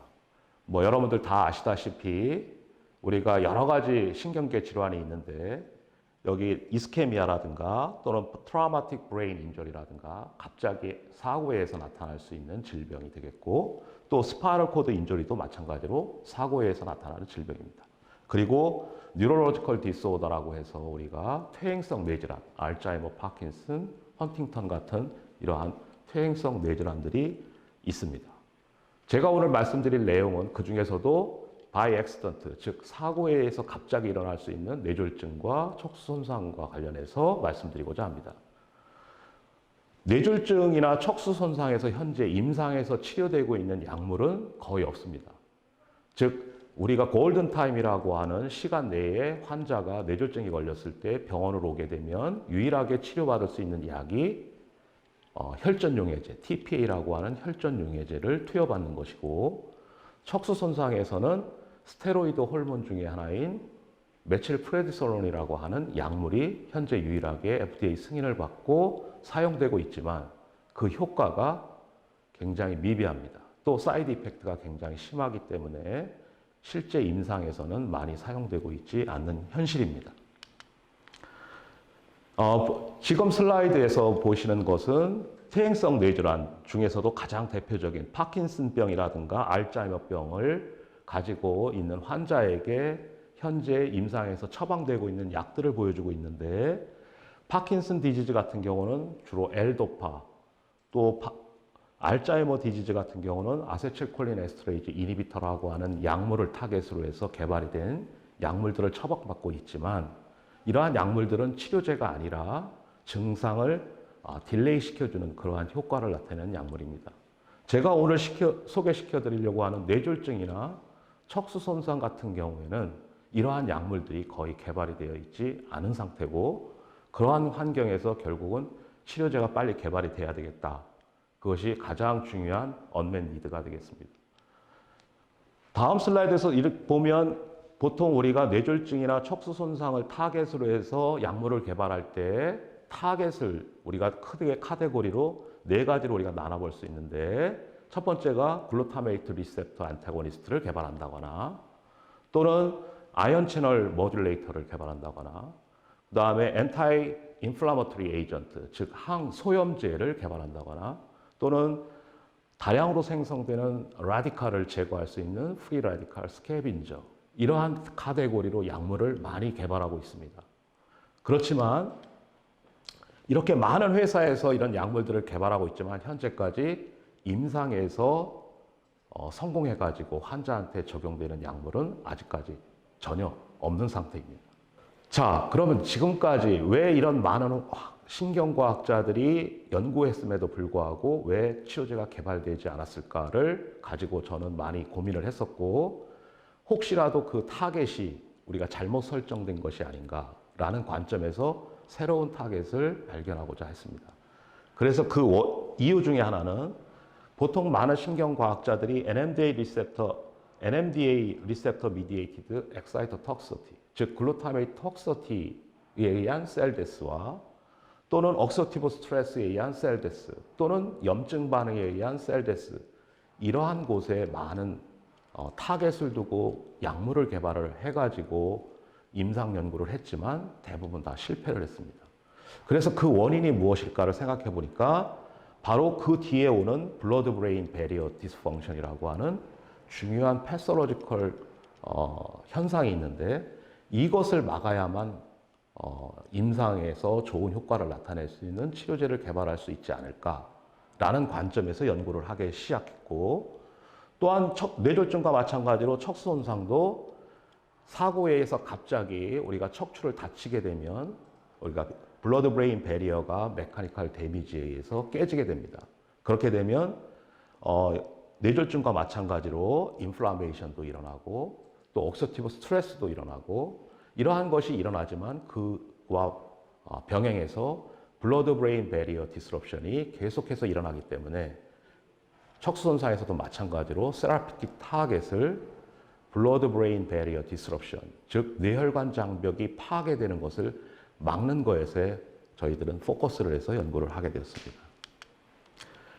특히 굉장히 중요한 논문인데 이것은 무엇이냐면 네이처 메디슨에 난 논문으로서 우리가 골든타임에 뇌졸중 환자가 병원에 왔을 때 막힌 혈관을 뚫기 위해서 혈전 용해제인 TPA를 처방을 받았을 때도 사이드 이펙트가 굉장히 심하게 나타난다는 결과입니다. 즉 TPA라는 혈전 용해제를 투여하게 되면 결국 혈관을 녹여버려서 해모리지가 일어나고 그 해모리지에 의해서 환자가 쇼크가 올 수 있는 그러한 연구 결과를 발표한 논문이 되겠습니다. 따라서 TPA라는 현재 임상에서 사용되고 있는 약을 쓰더라도 혈관이 건강한 상태로 계속 유지를 시켜줘야만 되는 이러한 딜레마가 있다는 것을 여러분들한테 말씀드리고자 합니다. 그래서 이제 저희가 개발한 치료 전략은 척수 손상이나 뇌졸중 모두 뇌혈관 장벽이라고 하는 또는 척수혈관 장벽이라고 하는 것이 파괴가 되기 때문에 여러 가지 그 다음에 일어나는 패솔로지컬 프로세스가 일어나기 때문에 이걸 효과적으로 막아줄 수 있는 약을 개발하자 해서 저희들이 개발한 것이 바로 플록세틴입니다. 그래서 플록세틴을 가지고 척수 손상 모델과 뇌졸중 모델에서 저희들이 실험을 해보니까 뇌혈관 장벽이 파괴될 때 주로 파괴시키는 주범이 바로 메탈로프로테이즈라고 하는 효소입니다. 그래서 이런 효소들의 작용에 의해서 혈관이 파괴가 되는데 그때 플록세틴을 처리했을 때 뇌졸중 모델이나 척수 손상 모델에서 효과가 탁월하게 나타났다 해서 연구 결과를 발표를 했고 지금 보여드리는 슬라이드는 플록세틴을 가지고 유럽에서 임상 연구를 해서 효과가 있다는 연구 결과를 보여드리는 것입니다. 그 다음에 저희들이 그래서 플록세틴을 가지고 척수손상 모델과 뇌졸중 모델에서 저런 논문과 특허를 발표를 하고 난 다음에 기업과 미팅을 한 후에 좀 더 특허를 확보를, 권리를 확보를 하기 위해서 노력을 했는데 이것은 이제 플록세틴을 가지고 연구한 결과를 보여드리는 그림입니다. 이건 왼쪽은 척수손상, 오른쪽은 뇌졸중과 관련해서 연구 결과인데 핵심적인 내용은 메탈로프로테이즈 액티비티를 감소를 시키고 결국은 블러드 브레인 배리어 디스럽션을 억제시켰다. 두 번째 이스케미아에서도 마찬가지로 블러드 브레인 배리어 디스럽션을 억제시키고 특히 히포캠퍼스에 있는 신경세포의 세포 사멸을 6시간까지도 효과적으로 억제시켰다라는 연구 결과를 발표하게 됐습니다. 그런 다음에 이제 기업과 미팅을 하고 나니까 권리를 좀 더 확장시키기 위해서 플록세틴과 바이타민 C를 복합제를 이용해서 더 좋은 효과를 나타내는 복합제를 개발하자. 연구를 통해서 저희들이 그 다음 실험을 했는데 앞에서는 우리가 플록세틴을 10mg을 사용했는데 여기에서는 플록세틴을 1mg, 그 다음에 바이타민 C는 100mg 이 두 가지를 섞어서 치료를 했을 때 얼마나 시너직 이펙트가 있는지를 살펴보았더니 효과가 단독으로 처리했을 때는 효과가 없는 농도에서 같이 처리했을 때 굉장히 효과가 좋다라는 것을 확인을 척수손상과 뇌졸중 모델에서 같이 했습니다. 그래서 후속으로 다음에 가장 중요한 메탈로프로테이즈 MMP9의 액티비티를 재보니까 단독으로 처리했을 때는 효과가 없었는데 비해서 복합제로 처리했을 때 효과가 나타난다는 것을 확인함으로써 저희의 연구를 확인할 수 있었습니다. 특히 같이 이렇게 복합제를 처리했을 때 우리가 가장 중요한 현상 중에 확인할 현상 중에 하나가 신경세포가 얼마나 죽는 것을 막았느냐. 그래서 셀데스가 막아지는 효과를 확인하고 또 이스케미아 모델에서도 저런 히포캠펄 뉴런의 셀데스가 효과적으로 막는다는 것도 같이 확인을 하였습니다. 그래서 이제 플록세틴과 바이타민 C 복합제에 대한 연구 결과도 발표를 하고 그 다음에 이제 특허 작업도 완료를 한 상태가 되겠습니다. 그래서 저희가 갖고 있는 기술은 결국은 현재 임상에서 사용되고 있는 약물을 사용했다라는 것이고 가장 유명한 항우울제 중에 하나인 프로작이라고 하는 플록세틴이 새로운 에피커시 효능을 가지고 있는 적응증을 발견했다라는 것이고 이것을 가지고 바로 임상 연구를 계획할 수 있는 단계까지 현재는 왔다고 생각을 하고 있습니다. 그래서 저희들은 특히 아직도 기술 개발을 진행 중인데 특히 플록세틴이 어떻게 그러면 타겟이 되는 메탈로프로티에이지의 액티비티를 조절할까? 그 조절하는 주범을 현재 저희들이 찾았고 그 타겟 몰레큘에 대한 효과를 현재 검증하고 있습니다. 자, 저희 기술에 대한 질문에 대해서 답변을 드리는 시간을 갖도록 하겠습니다. 첫 번째 질문에 대해서 살펴보면 제가 소개시켜드린 내용은 뇌졸중과 척수 손상에 대해서 효과가 있다고 말씀을 드린 것이고 특히 다른 질병과 관련해서 알츠하이머나 다발성 경화증과 관련해서도 효과가 있을 거라고 저희는 생각하고 있습니다. 그 이유 중에 하나는 공통적으로 블러드 브레인 배리어 디스럽션이 일어나기 때문에 효과가 있을 거라고 생각을 하고 향후 그러한 질병과 관련해서도 연구를 할 계획에 있습니다. 그렇지만 본 기술에서 설명드린 것은 척수 손상과 뇌졸중과 관련한 연구 결과를 말씀드린 것이라고 이야기하면 되겠습니다. 다음, 플록세틴이 SSRI 계열의 우울증 치료에서 많이 알려져 있는데 다른 우울증 SSRI 계열의 약물들을 확인해 본 적이 있느냐 이런 질문들을 하셨는데 저희들이 여러 가지 문헌 서치와 일부 몇 가지는 해보았지만 다는 많이 해보지는 않았습니다. 그 중에서도 플록세틴이 가장 효과가 있었기 때문에 그걸 중점적으로 연구를 하게 된 거고 그래서 플록세틴에 대해서 우리가 특허 출원을 하게 된 것이라고 이해를 해주시면 되겠습니다. 세 번째 질문에 대한 답변을 드리는데 세 번째 질문은 척수손상 동물 모델에서 효과가 있다고 했는데 이것이 과연 알츠하이머나 멀티플 스크로시스와 같은 질병에 대해서도 효과가 있을까라는 질문에 대해서 답변을 드리면 메커니즘, 패솔로지컬 프로세스가 진행되는 메커니즘은 각 퇴행성 질환이나 뇌졸중, 척수손상이 다 다를 수가 있지만 공통적으로 오늘 제가 얘기한 블러드 브레인 배리어 디스럽션이라고 하는 것이 공통적으로 특히 알츠하이머 디지나 파킨슨 디지즈 환자에서도 최근 들어서 이러한 현상들이 많이 보고가 되고 있기 때문에 저희가 오늘 소개시켜드리는 이러한 약물들이 이러한 퇴행성 뇌질환과 관련해서도 효과가 있을 것이다 라고 저희들은 확신을 하고 있고 특히 이 중에서도 저희들은 알츠하이머 디지즈 모델을 가지고 현재 실험 계획을 하고 있습니다. 네 번째 질문에 대해서 살펴보겠습니다.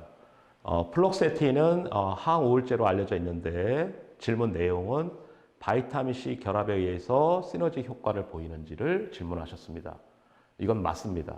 저희가 바이타민 C와 플록세틴이 각각 효과가 없는 농도의 약물을 같이 합했을 때, 즉 플록세틴 1mg과 바이타민 C 100mg이라고 하는 효과가 없는 농도를 섞었을 때 시너지 이펙트가 나타난 결과를 가지고 시너지 이펙트가 있다. 그리고 그 결과를 가지고 저희들이 향후 연구를 한 것이기 때문에 시너지 효과를 말씀드리는 것이 맞습니다.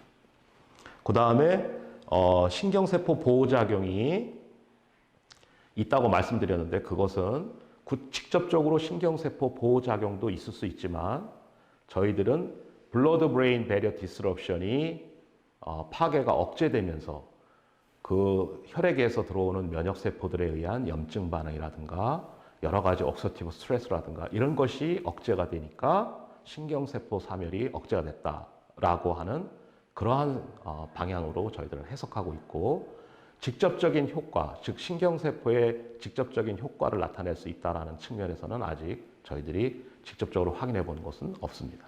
척수손상 동물 모델에서 사용된 약물의 농도가 200mg/kg 복강주사라고 질문을 하셨는데 저희가 척수손상 모델에서 사용된 약물의 농도는 20mg/kg 또는 10mg/kg고 또 항우울제로 프로자 캡슐은 20mg을 오랄로 처방하는 것이 보통이다라고 말씀하셨는데 그건 맞습니다. 환자한테는 20mg 캡슐로 오랫동안 복용을 하게 되는데 저희 같은 동물 모델에서는 일주일 동안 어큐트한 상태에서만 복용을 하고 그것도 10mg/kg로 복용을 했기 때문에 전혀 사이드 이펙트가 없고 문제가 없기 때문에 얼마든지 치료제로 개발할 수 있다고 판단하고 있습니다.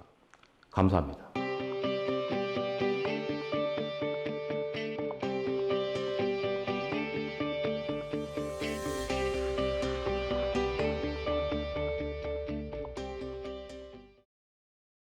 건국대학교 상어생명과학대학 생명과학 특성학과 연구팀이 아토피 치료의 새로운 솔루션을 소개합니다.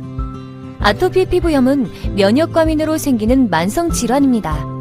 아토피가 발생하는 원인은 가족력, 환경 요인, 면역체계 및 피부 장벽 기능의 이상 등으로 매우 다양합니다. 아토피는 염증과 견디기 힘든 가려움증을 유발하여 일상을 크게 거리끼게 만듭니다. 하지만 원인들을 근본적으로 차단하기 어렵고 만성이 되어 치료에 어려움이 많습니다. 일반적으로 아토피에 처방하는 스테로이드 치료제는 면역력이 저하는 부작용이 있기 때문에 급성염증에 제한적으로 투여하며 아토피 피부염에 걸리기 쉬운 영유아들에게는 처방이 제한적입니다. 표적 치료제는 특정 표적 인자만을 억제하여 부작용이 적지만 범용성이 떨어지고 가격이 높게 책정됩니다. 건국대학교 연구팀이 선별한 저분자 화합물 AB1711은 아토피를 유래하는 각종 사이토카인 발현을 억제합니다. 전사인자 EGR1은 각종 아토피 사이토카인 발현에 중요하게 작용하는 단백질입니다. 이는 EGR1이 DNA에 결합하는 것을 억제할 수 있다면 아토피 사이토카인 생성을 통제할 수 있다는 것을 의미합니다. 저분자 화합물 AB1711은 EGR1의 DNA 결합 부위를 표적하여 EGR1에 의해 생성되는 아토피 사이토카인 생성을 차단합니다.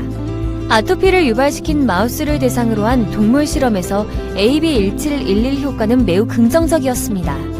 AB1711을 아토피 피부 부위에 도포한 결과 피부 염증 반응이 현저하게 감소되었으며 아토피의 가장 대표적 증상이라 할 수 있는 가려움증이 대조군에 비해 현저하게 감소되었습니다.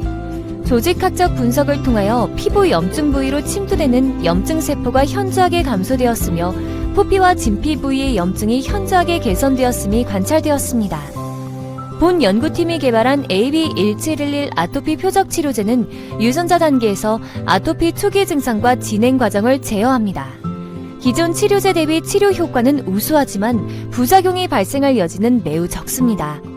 질병관리청의 국민건강영양조사 통계에 따르면 국내 아토피 피부염 발생은 지속적으로 늘어나고 있습니다. 2018년 아토피 피부염 의사진단 경험률은 4.8%로 2007년도에 비해 2배가량 증가하였습니다. 특히 면역이 취약한 19세 이하 연령층 환자 비율이 41.6%를 차지하고 있습니다. 건국대학교 연구팀의 아토피 피부염 치료제는 각종 사이토카인 발현에 범용적으로 처방할 수 있고 부작용이 적어 경쟁력 있는 아토피 관련 신약 개발에 응용될 전망입니다. 건국대학교 상어생명과학대학 생명과학 특성학과가 창조적 혁신으로 생명과학 시대를 선도합니다.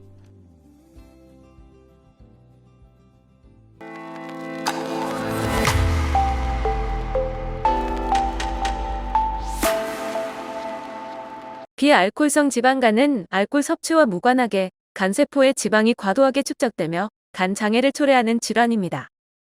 이러한 비알코올성 지방간은 간 내 지방의 축적을 시작으로 염증으로 발전하고 최종적으로 간 섬유증과 간경변을 초래하는 질환입니다. 이는 비만과 당뇨병을 비롯한 대사질환 환자에게서 발병할 확률이 높은 것으로 알려져 있습니다. 지방증과 염증, 섬유화와 연관된 작용 기전에 초점을 맞춘 비알코올성 지방간 치료제가 개발되고 있으나 아직까지 세계적으로 승인된 치료제가 없어 미충족 수요가 높은 분야입니다. 건국대학교 연구팀은 간세포에서 지방 생성을 효과적으로 감소시키고 혈중 간 수치 농도를 억제함으로써 비알코올성 지방간 질환을 효과적으로 예방할 수 있는 조성물을 발명했습니다. 건조된 복분자와 동결 건조시킨 곤드레를 에탄올에 넣고 환류 추출액을 얻습니다. 획득한 추출액을 감압 농축하고 동결 건조시켜 조성물을 제조합니다. 연구팀은 개발된 조성물이 지방간 질환에 미치는 효능을 확인하는 실험을 진행했습니다. 팔미테이트로 지방 생성을 유도한 햅지2 실험세포에 개발된 추출물을 주입하고 지방 생성을 확인했습니다. 실험 결과 팔미테이트만 처리한 대조군과 달리 개발된 조성물을 주입한 실험세포는 지방 생성이 현저히 억제되는 것을 확인했습니다. 또한 체중 감소와 함께 고지방 시기에 의한 혈중 ALT와 AST를 감소시켜 비알코올성 지방간 질환을 예방 및 치료하는 효과가 우수하다는 것을 확인했습니다. 개발된 추출물은 지방 축적의 억제 효능이 우수해 소아 비만부터 성인 비만에 이르는 다양한 연령대의 비만을 예방 및 치료하는 건강기능식품 제조에 활용할 수 있습니다. 비알코올성 지방간 질환의 증가로 인한 합병증을 예방하고 치료할 수 있어 국민 건강 증진과 삶의 질 향상에 기여할 것으로 기대됩니다. 이상으로 사업화가 가능한 기술 소개를 마치겠습니다. 시청해주셔서 감사합니다.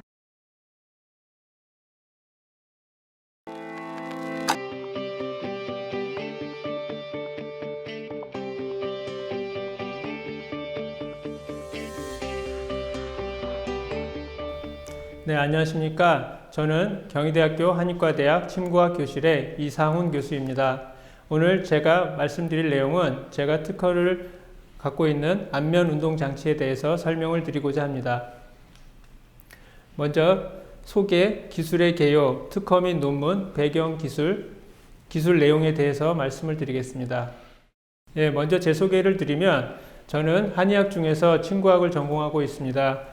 제 연구 분야는 침구학을 바탕으로 한 진단, 치료 기술 및 기기 개발이고요. 질환으로서는 안면 질환, 안면 마비, 통증, 미용 등에 대해서 진료를 하고 있습니다.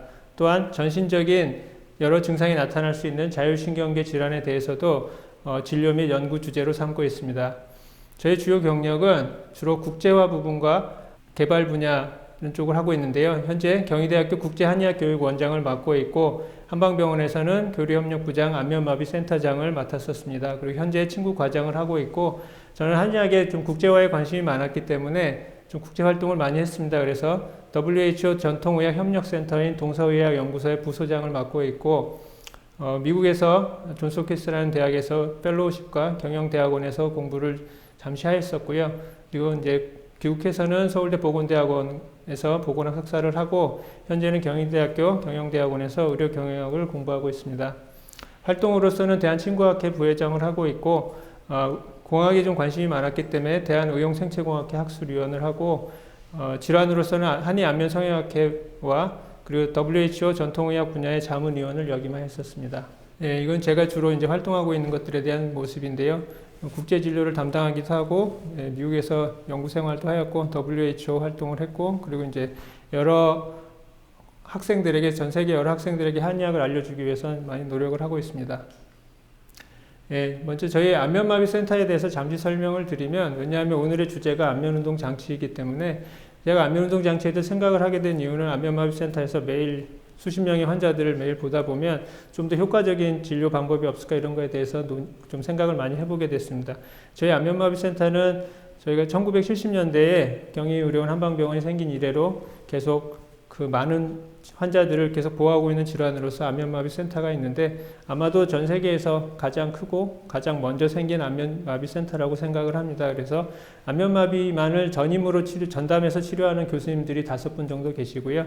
그 아래로 2명의 인턴과 6명의 레지던트들이 매일 안면마비 환자분들을 위해서 열심히 일하고 있습니다.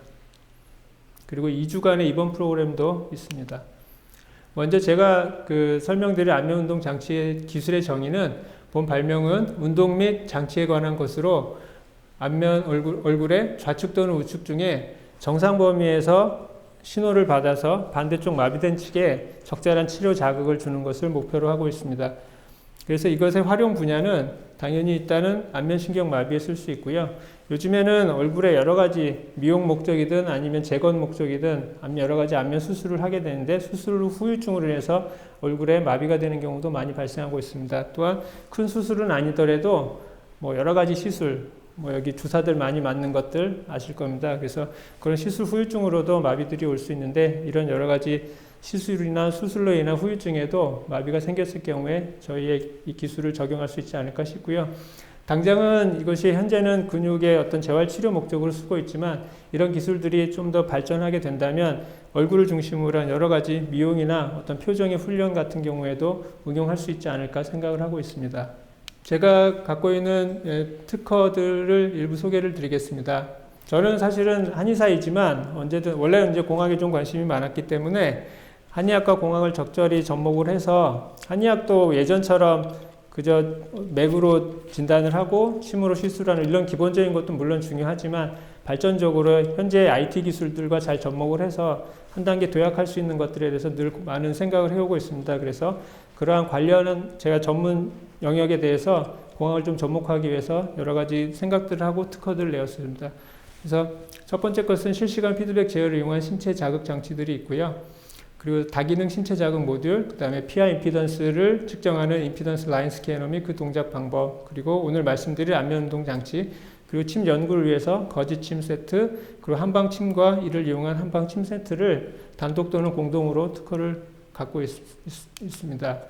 그 중에 일부를 말씀을 드리면, 간단히만 말씀을 드리면, 이것은 저희가 침이라는 것은 보통 한 가지 자극, 물리적 자극만을 주게 되는데, 거기에 이제 뭐 다른 치료를 한다 그러면 뜸이라는 열 자극을 주게 됩니다. 근데 이런 것을 어떤 기계로 구현을 해서 하나의 자극 모듈에서 어떤 그런 물리적인 자극, 침과 같은 물리적인 자극 또는 뜨겁게도 할 수 있고 차갑게도 할 수 있고 여러 가지 진동 자극도 줄 수 있고 이런 여러 가지 모듈을 하나의 치료기로 담을 수 있지 않을까 해서 냈던 특허가 있었고요. 그 다음에 저희도 이제 환자를 계속 모니터링을 하면서 치료에 대한 반응을 원래는 이제 뭐 맥진이나 이런 걸로 하기도 하고 환자에게 문의를 해서 침을 놓고 현재의 느낌은 어떠신지 이런 것들을 확인하긴 하는데 이것을 좀 더 객관적으로 모니터링 할 수 있는 실시간으로 피드백을 받을 수 있고 그 피드백에 따라서 다시 치료 자극을 조절해서 줄 수 있는 것들에 대한 특허도 만들었었습니다. 그리고 최근에는 이런 피하 임피던스라고 하는 것은 결국 피부의 저항과 같은 것인데요.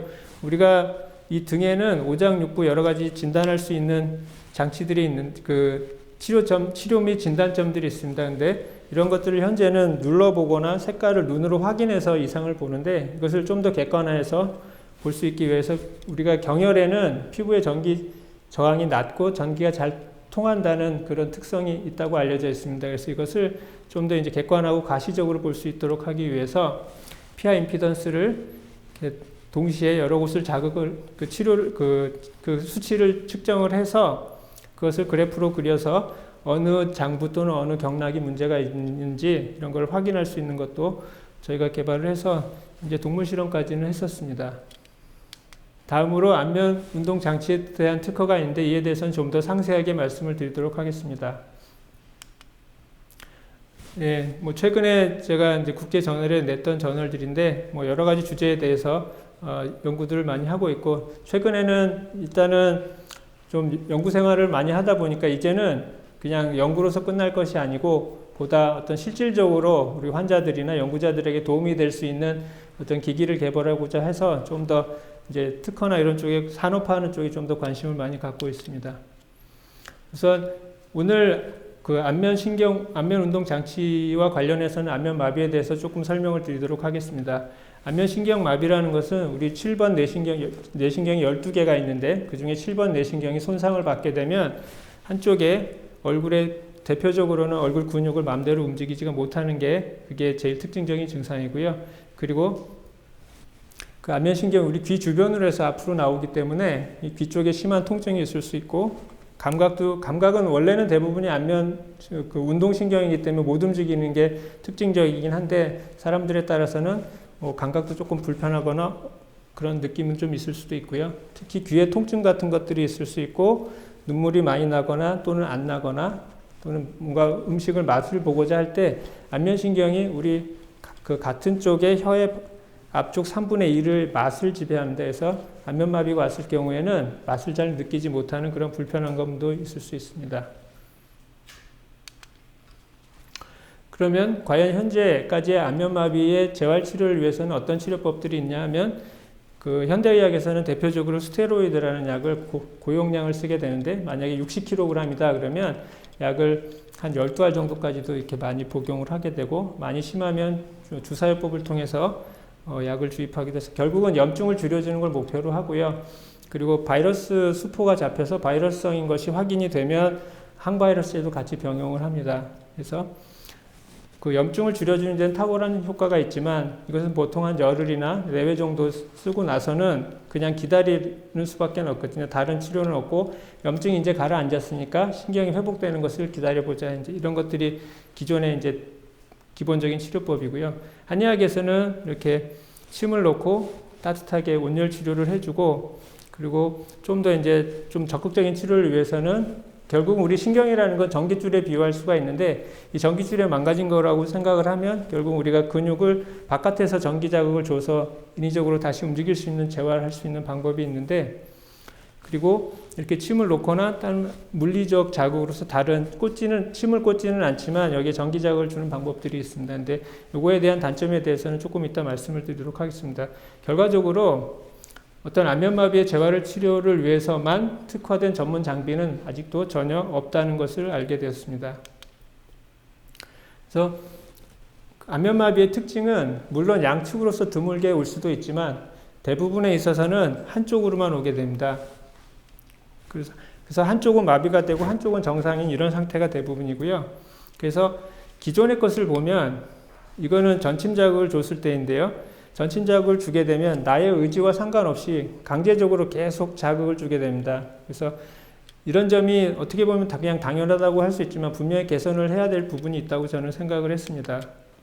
그래서 제가 생각한 것은 한쪽에는 정상 쪽에서는 센서를 둬서 근전도를 통해서 근육의 움직임을 감지해서 거기에 맞춰서 동기화를 해서 마비된 측에 전기 자극을 주는 것입니다. 그래서 내가 표정을 짓고자 할 때 자연스러운 표정을 좀 더 지을 수 있게, 내가 나의 의지와 상관없이 기존에는 강제적으로 자극을 줬다면 이번에는 내가 움직이고자 할 때 자연적으로 대칭적으로 움직일 수 있도록 하는 것이 특징이라고 할 수 있습니다.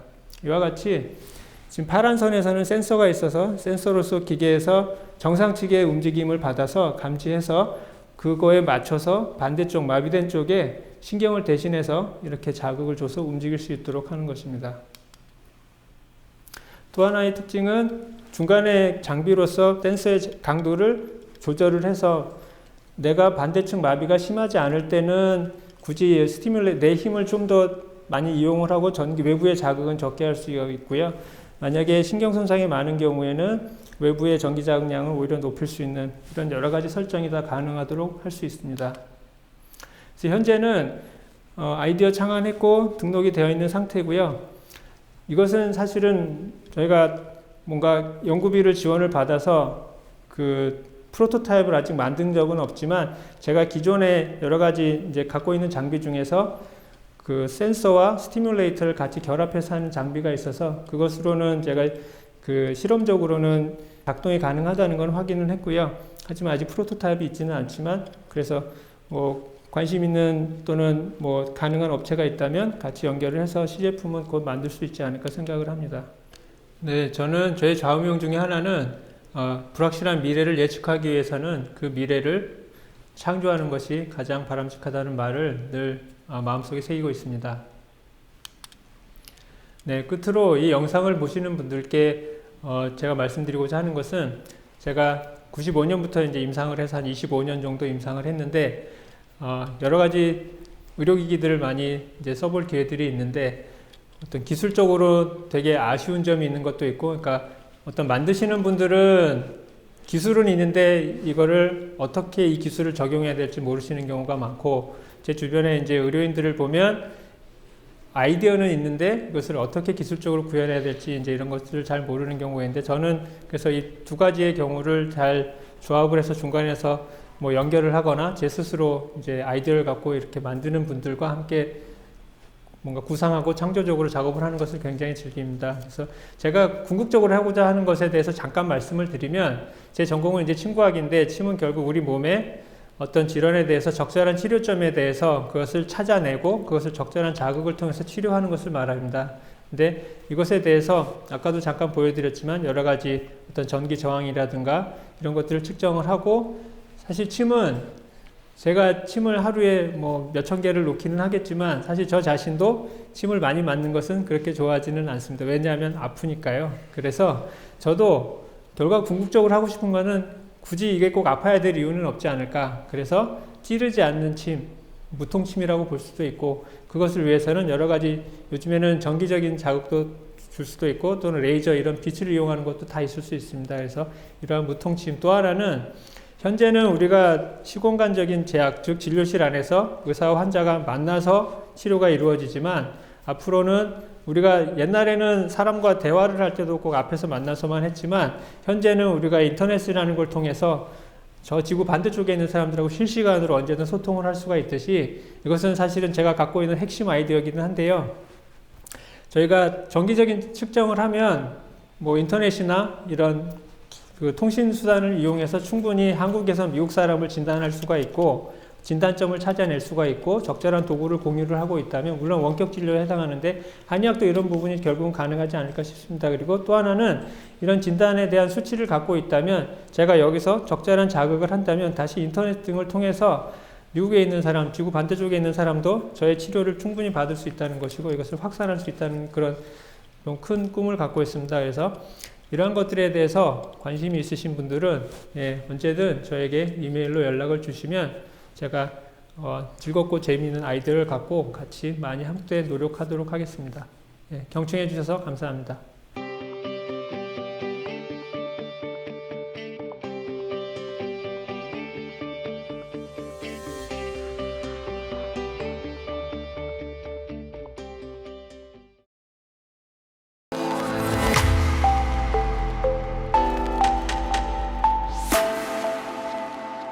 허혈성 뇌경색의 주요 원인은 죽상동맥 경화성 뇌혈관 협착과 이에 동반된 혈전증이나 심장 및 대동맥 질환에 의해 발생합니다.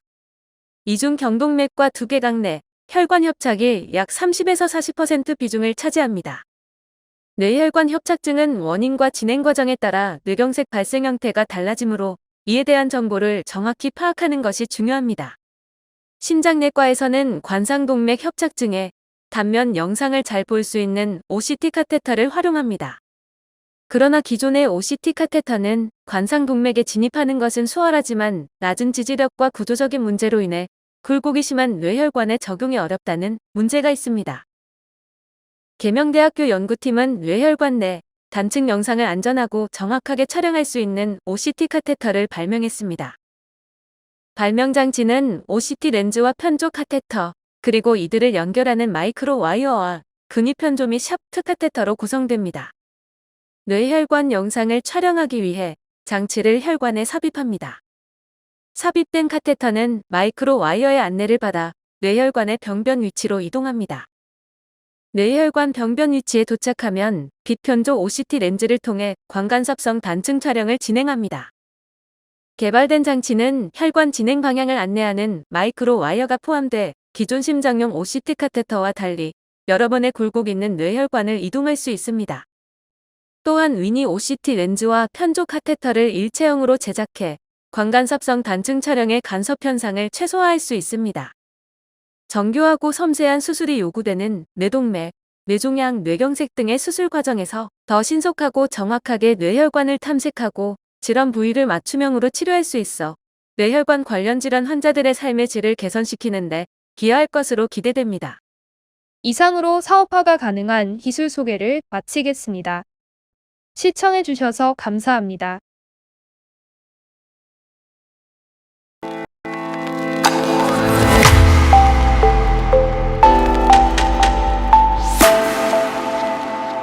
교통사고, 낙상 등으로 골절 수술 시 나사를 이용해 고정판을 뼈에 고정하는 뇌고정 치료법이 주로 사용되고 있습니다. 골절 부위에 고정판을 밀착시킬 때 고정 나사가 삽입됩니다. 그러나 고정 나사의 길이를 측정하고 삽입하는 과정을 여러 차례 반복해야 하므로 수술이 매우 번거롭고 오랜 시간이 소요되는 문제가 있습니다. 고려대 의료원 연구팀은 골절 부위에 가이드 와이어와 나사를 삽입함으로써 나사의 길이를 측정하는 과정을 생략할 수 있는 방법을 발명했습니다. 골절 부위를 정상 복구하고 개발된 장치를 골절 부위에 배치합니다. 이후 가이드 와이어를 골절 부위에 삽입합니다. 삽입된 가이드 와이어를 따라 나사를 골절 부위에 고정합니다. 이후 가이드 유닛을 금속판과 분리해 골절 수술을 완료합니다. 개발된 장치를 활용하면 첨공 과정이나 나사의 길이를 측정하는 과정을 생략할 수 있어 치료 과정과 수술 시간을 효율적으로 줄일 수 있습니다. 또한 수술 시 과도한 힘을 싣지 않고 절개한 생체 조직을 안전하게 견인할 수 있어 골접합 수술을 용이하게 할 수 있습니다. 성형외과와 정형외과 등에서 다양한 골접합 수술이 증가하며 뼈 고정판 및 고정나사의 제품 시장 규모도 2025년 49억 7천만 달러까지 성장할 것으로 전망됩니다. 수술 시간을 단축하고 안정성을 높일 수 있어 골절 환자의 삶의 질과 수술 환경을 개선할 수 있을 것으로 기대됩니다. 이상으로 사업화가 가능한 기술 소개를 마치겠습니다. 시청해주셔서 감사합니다.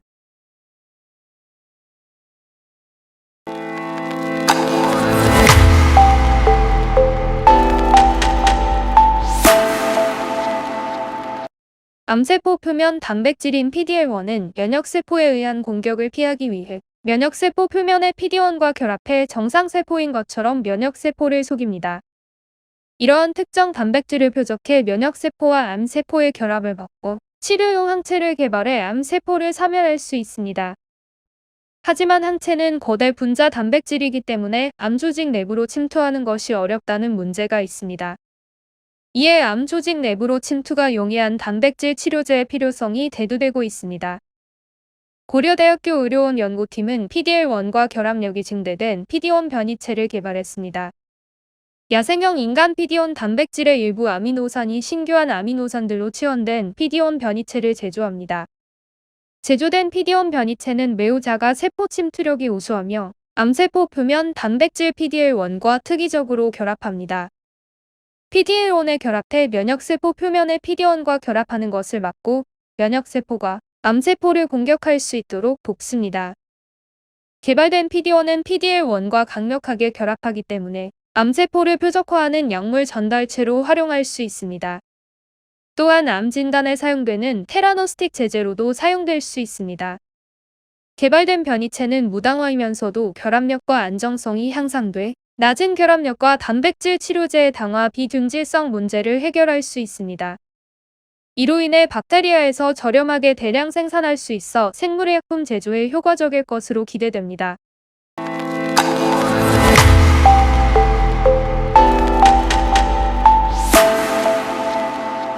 인체의 모발은 약 15만 개이며 모낭을 통해 생장합니다. 모낭은 유두와 연결되어 있어 모발의 성장에 필요한 영양분을 공급받습니다. 특히 모유두세포와 섬유화세포는 모발이 생성되고 성장하는 데 중요한 역할을 수행합니다. 이에 발모 촉진에 중요한 역할을 수행하는 세포의 증식을 유도해 탈모를 예방하는 방법에 대한 연구가 대두되고 있습니다. 제주대학교 연구팀은 모발의 성장세포를 활성화해 탈모를 예방하고 발모를 촉진하는 조성물을 개발했습니다.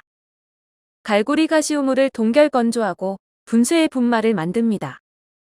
이후 분말에 DMSO와 같은 추출 용매를 사용해 조성물을 제조합니다. 연구팀은 개발된 조성물의 효능을 검증하는 실험을 진행했습니다. 마우스 수염에서 분리된 모유두세포 및 섬유화세포를 배양해 개발한 조성물을 투여했습니다. 실험 결과 조성물을 투여한 실험군은 그렇지 않은 대조군보다 모발 생성 및 성장에 영향을 주는 모유두세포와 섬유화세포의 증식을 촉진하는 것을 확인했습니다. 즉, 모유두세포와 섬유화세포의 활성화로 모발의 성장을 유도할 수 있습니다. 개발된 조성물은 독성이 거의 없어 건강기능식품과 화장품 제조 등 다양한 분야에 활용할 수 있습니다. 천연 물질의 화장품과 치료제 개발로 피부 자극과 같은 부작용 없이 탈모 개선 효과를 더욱 증진할 수 있을 것으로 기대됩니다.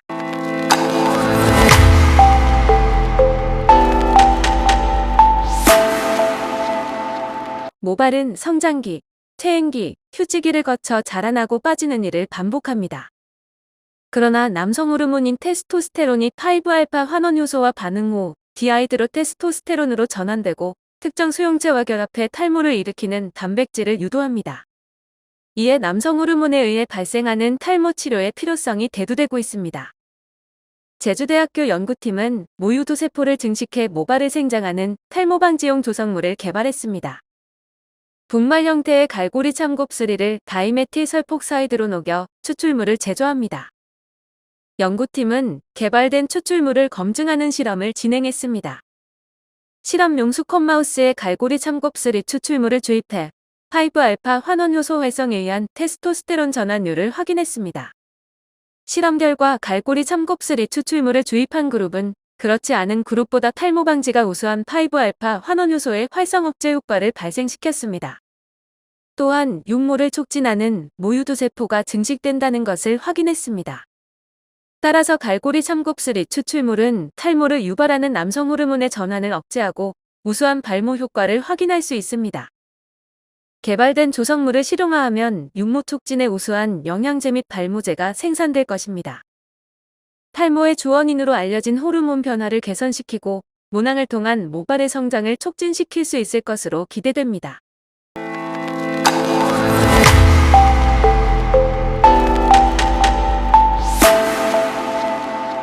머리카락은 모유두로 인해 생장이 조절되며 5년 이상 성장합니다.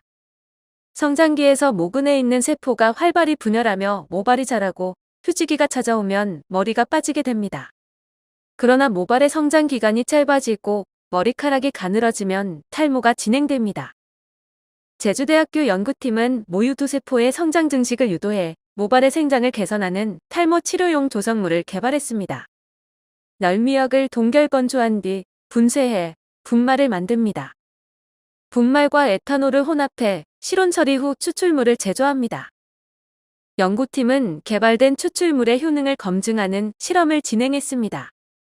인비트로 실험 결과 추출물을 투여한 그룹은 모발의 형성과 성장의 중요한 요소인 모유두세포의 증식을 유도하는 것을 확인했습니다. 또한 5알파 환원 효소의 활성을 억제해 남성 호르몬인 테스토스테론의 전환을 감소시켜 모발의 성장을 촉진하는 것을 확인했습니다. 즉, 추출물은 모발의 형성과 성장을 촉진하고 탈모 현상을 방지하는 데 우수한 효과를 보였습니다. 개발된 조성물은 건강기능식품과 모발 화장품 제조에 다양하게 활용할 수 있습니다. 탈모 예방은 물론 치료까지 두루 적용할 수 있으며 우수한 발모 효과로 수술에 버금가는 결과를 얻을 수 있을 것으로 기대됩니다.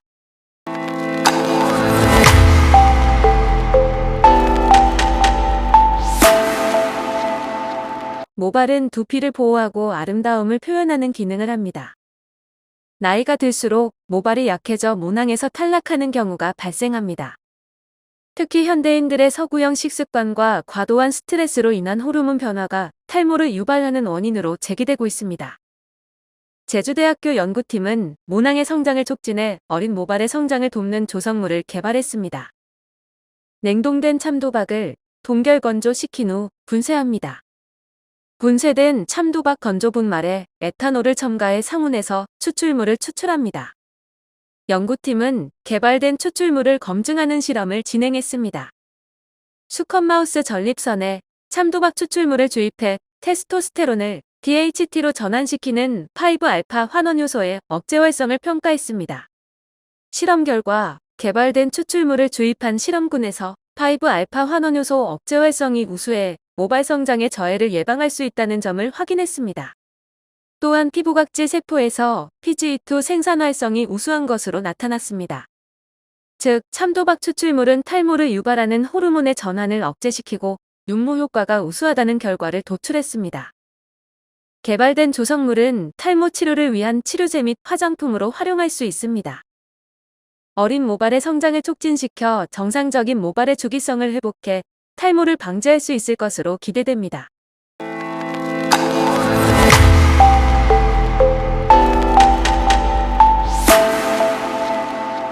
우리 몸은 근육량이 늘면 기초대사량이 증가하고 근력이 향상되면서 근육과 관절이 유연해집니다. 하지만 근력이 줄어들면 신체의 균형이 무너지고 몸 안에 포도당이 쌓여 당뇨병을 유발할 수 있습니다. 따라서 신체 건강을 위해 근력 증가에 대한 관심이 높아지고 있습니다. 제주대학교 연구팀은 플로르타닌계 활성물질을 이용해 근육감소증 치료 및 운동 기능을 향상시키는 근육 증가 조성물을 개발했습니다. 에탄올에 감태 분말을 넣고 추출해 감태 에탄올 추출물을 얻습니다. 추출물을 물에 현탁하고 에틸아세테이트를 가해 에틸아세테이트 분해물을 얻습니다. 에틸아세테이트 분해물을 통해 근육 증가를 유발하는 플로로글루시놀 비에콜이 함유된 조성물을 제조합니다. 연구팀은 개발된 조성물의 효능을 검증하는 실험을 진행했습니다. 개발된 조성물과 생장 중인 근하세포의 반응을 확인했습니다.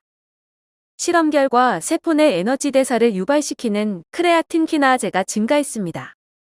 또한 근하세포에서 근세포 분화 시 세포가 증식했고 근성장 유전자인 마이오디의 발현을 촉진했습니다. 즉, 세포 증식과 근육성장 유전자의 발현을 촉진시켜 근육량을 증가시키고 운동 기능이 향상될 수 있습니다. 개발된 조성물은 건강기능식품과 치료제로 다양하게 활용할 수 있습니다. 근육성장 및 증대가 필요한 운동선수 및 근감소증 환자에게 적용할 수 있고, 근력 향상을 통해 노년층의 건강 향상에도 도움이 될 것으로 기대됩니다.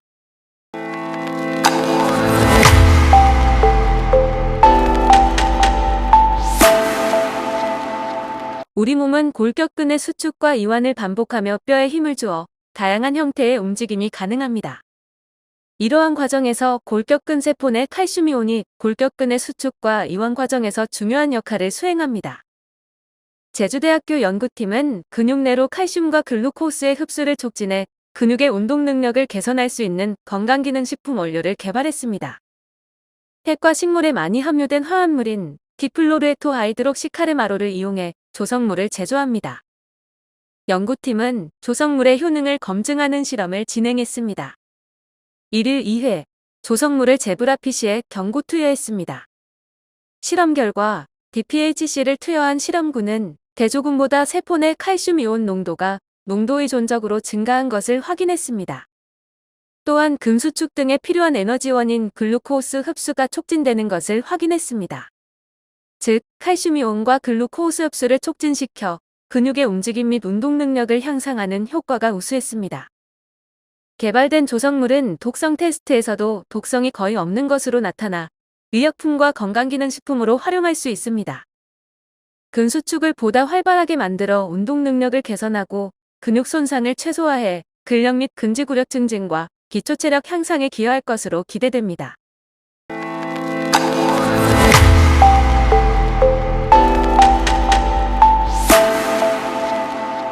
간은 우리 몸속으로 들어오는 음식을 해독 및 분해하고 저장하는 역할을 수행합니다.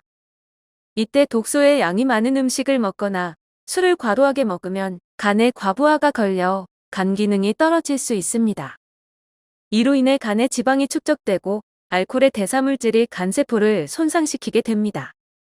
따라서 알코올로 인한 간 건강을 보호하고 예방하는 방법에 대한 필요성이 대두되고 있습니다. 제주대학교 연구팀은 알코올로 인해 발생하는 간 조직 손상을 보호하는 효과가 우수한 치료용 조성물을 개발했습니다.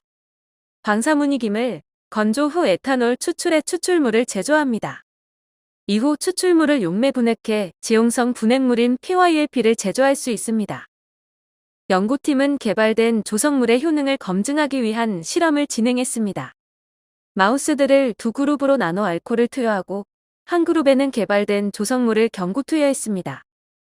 실험 결과 개발된 조성물이 알코올에 의해 유도된 간 손상을 보호하는 효과가 우수한 것을 확인했습니다. 즉, 알코올에 의해 유도된 산화 스트레스는 특정 단백질의 발현을 통해 간세포의 사멸을 일으키는데 개발된 조성물은 특정 단백질의 발현을 억제하는 효능이 우수했습니다. 개발된 조성물은 알코올성 간질환 치료제 및 건강기능식품 제조에 활용될 수 있습니다. 기술의 상용화로 음주로 인해 발생하는 다양한 질병을 예방해 국민의 건강 수명을 늘릴 수 있을 것으로 기대됩니다.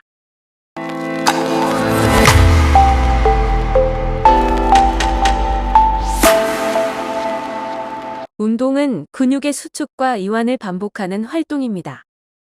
수축과 이완을 반복하는 과정에서 칼슘이온은 골격근의 수축과 이완 과정을 매개하는 핵심적 역할을 수행합니다.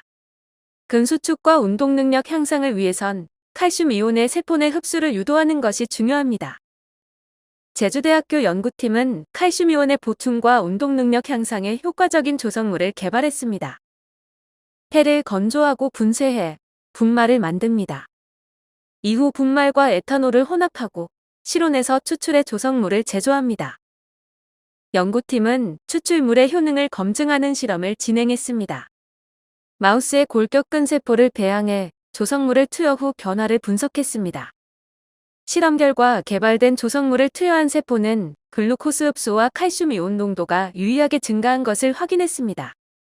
즉, 개발된 조성물은 근수축과 운동 능력 향상에 필요한 칼슘 이온의 흡수를 촉진하고 이러한 근수축 등에 필요한 에너지원인 글루코스 흡수를 유도해 운동 수행 능력을 개선하는 데 우수한 효과를 나타냈습니다.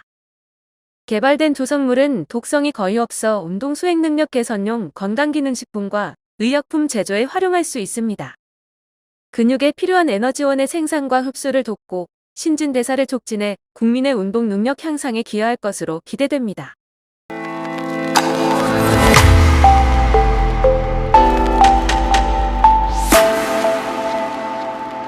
자외선 B는 세기가 강해 단시간 내 피부에 화상을 입히고 과도한 활성산소를 만들어 체내의 면역 기능을 떨어뜨리고 피부 노화와 암을 유발할 수 있습니다. 이로 인해 자외선 B로부터 피부 손상을 보호할 수 있는 제품 개발이 꾸준히 이루어지고 있습니다. 제주대학교 연구팀은 자외선 B 노출로 인한 손상으로부터 피부를 효과적으로 보호할 수 있는 화장료 조성물을 개발했습니다. 애기마디 잘록이를 건조 후 에탄올로 추출하고 증류 반응을 통해 애기마디 잘록이 추출물을 제조합니다. 연구팀은 추출물의 효능을 검증하는 실험을 진행했습니다. 인간 피부세포를 배양해 개발한 추출물을 첨가하고 배양한 세포를 24시간 동안 자외선 B 방사선에 노출시켰습니다. 실험 결과 추출물은 피부세포에 독성이 없고 자외선 B 방사선에 의해 과도하게 발생된 활성산소를 소거하는 것을 확인했습니다. 또한 자외선 B 노출에 의해 유도된 산화성 손상으로부터 지질과 단백질 및 DNA를 보호해 피부 노화를 방지하는 것을 확인했습니다. 즉, 개발한 추출물은 자외선 B 광선으로 인한 피부 손상을 보호하는 활성 성분이 함유되어 있어 손상으로부터 피부를 효과적으로 보호할 수 있습니다. 개발된 추출물은 자외선의 손상을 완화시키는 연고와 화장품 제조에 활용할 수 있습니다. 피부 노화 예방뿐만 아니라 자외선으로 인해 발생하는 활성산소의 양을 줄여 체내의 세균 감염과 암을 예방하고 국민의 건강 증진에 기여할 것으로 기대됩니다.